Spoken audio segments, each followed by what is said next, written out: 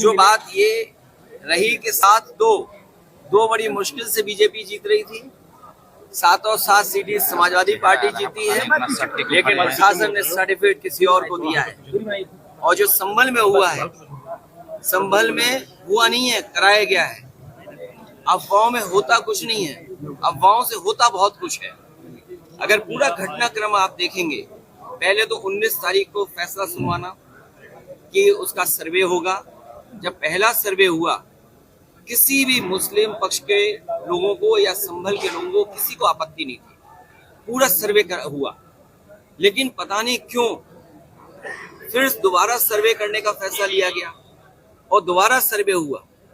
अगर दोबारा सर्वे की बात हुई तो कम से कम वहां पे जो जिम्मेदार लोगों से उनसे बातचीत करनी चाहिए थी प्रशासन को, लेकिन बातचीत नहीं की।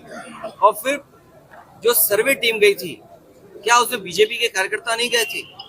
सच्चाई तो ये है, जो प्रशासन छिपा रहा है, कि जितने लोग उसमें गए थे सर्वे में, पीछे से नारे लगाते जा रहे थे। जो नारे लगाने वाले थे उन पे कितनी कार्रवाई की है? क्या नारे लगाने वालों पे मुकदमे दर्ज हुए? क्या नारे लगाने वाले जो सर्वे टीम के साथ गए थे, क्या बीजेपी के कार्यकर्ता नहीं थे? क्या प्रशासन की आंख बंद है इस बात को लेकर के?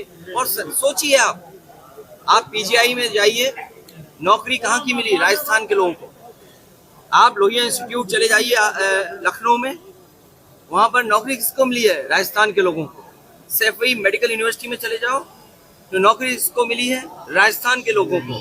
और फिर राजस्थान के लोग उनको बैठाया जिन पर प्रश्न लगता है, जो अधिकारी हैं वहां पर।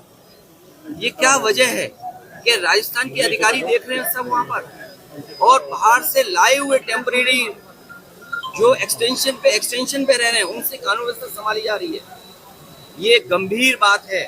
मुझे उम्मीद है कि इन सब घटनाओं को सुप्रीम कोर्ट सो मोटो लेकर के देखेगा कि आखिरकार इस तरह की साजिश क्यों रची गई। क्योंकि भारतीय जनता पार्टी को अपनी जो बेईमानी की थी उन्होंने, उस बेईमानी को छिपाना था।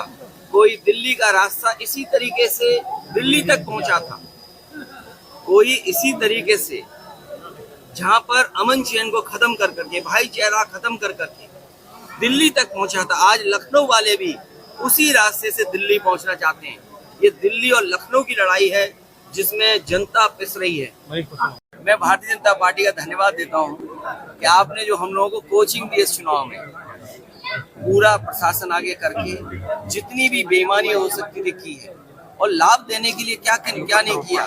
सुनने में यहाँ तक आ रहा है कि एनटीपीसी उनके सीएसआर से स्कूटी दी गई, प्राइवेट जो कंपनियां हैं उनसे दबाव बना करके उनके सीएसआर का इस्तेमाल कर करके सिलाई मशीन दी गई। और प्रधान, बीडीसी, कोटेदारों का क्या हाल हुआ वो आपसे बेहतर कौन जाने।